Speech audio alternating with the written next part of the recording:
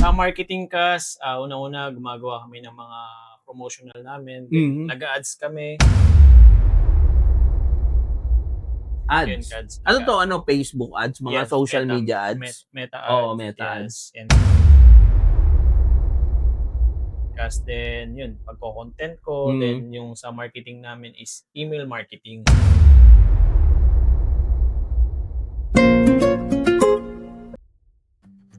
Good day mga ka-New Day! It's me once again. Ako muli si Noe Di Matulak, isang entrepreneur na may-ari ng digital ad agency.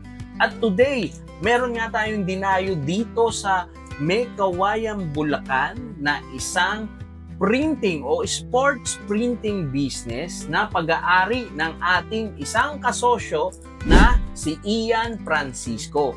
Dito, isa-share niya sa atin kung ano yung mga promotion, marketing, at advertising na ginagawa niya sa kanyang mga businesses. Take note, 3 yung branch niya na printing business. Okay, welcome ka-New Day. Ayun, welcome, Kas. And yun, pakikwentuhan mo naman kami kung ano yung mga marketing efforts na ginagawa mo sa business na to. Dito muna natin umpisahan sa May Kawayan. Kasi Okay, I Kas. believe bago to di ba? Yes, So, 3 months old pa lang to. Yes, Kas. Okay, anong mga ginagawa mong effort, Kas? Sa marketing Kas, una-una gumagawa kami ng mga promotional namin, nag-a-ads kami. Yun, Ads. Kads. Ano to? Ano, Facebook ads? Mga Yes, social Meta, media ads? Meta ads. Oo, Meta yes. ads. And Kas then yun, pagko-content ko, then yung sa marketing namin is email marketing. Ops, putulin ko muna kayo mga ka-New Day. Kung nagugustuhan mo na ang ganitong content, mag-follow at subscribe ka na sa akin. At syempre, nagtayo rin ako ng group, ang New Day Communication Group.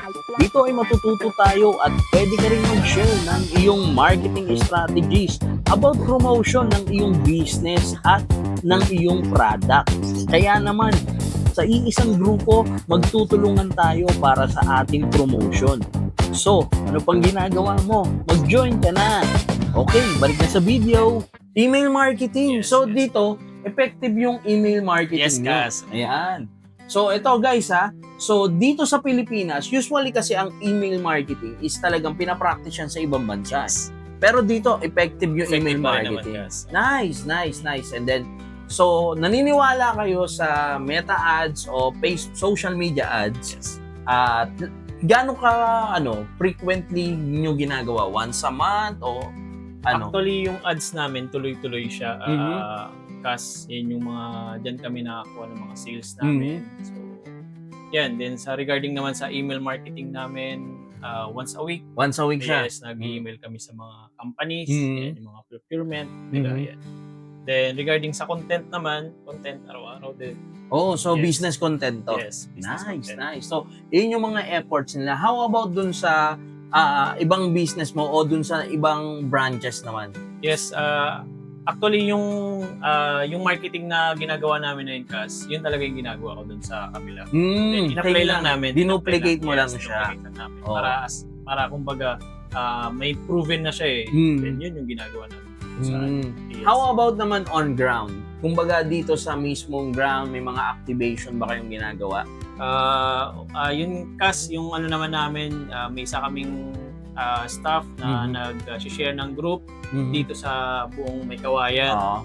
Then, nagbibigay kami ng isang beses kami nagbibigay ng flyers. Flyering? Yes. Kasi effective pa rin naman siya eh, di ba? So, kahit paano, magbigay ka ng flyers dyan, mga companies, or hindi yung mga nagpapagawa na yan, effective pa rin siya.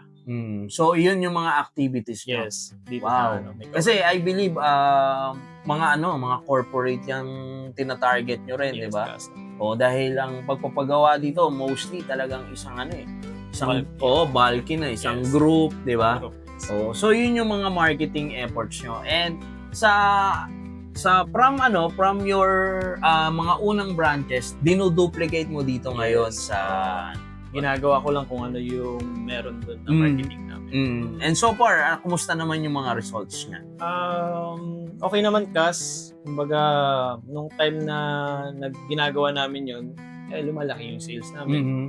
So, syempre, hindi rin talaga stable. May buwan talaga na hindi rin na malaga na-achieve natin yung sales natin. So, pero as long na ginagawa natin marketing kasi yun yung puso ng negosyo natin. Yung pag-market talaga. So, kung wala kayong yan ang bread and butter. Yes, bread and butter natin. So, kung wala tayong marketing sa negosyo natin, is paano tayo makilala? Diba? Paano makilala yung brand natin? Yun.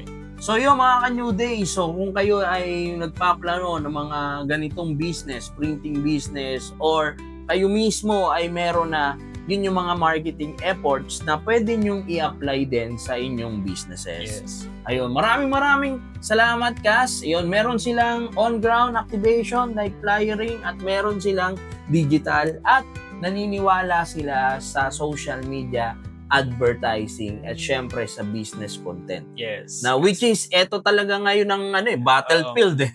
Yan ang talagang ngayon, trending, kailangan sumabaykin na tayo. Yes, Cass. Alright, maraming salamat, Cass, and God bless, more power dito sa iyong negosyo. Thank you, Cass. Okay mga ka-New Day, that's it for today. Maraming salamat and God bless sa inyo. I'm out.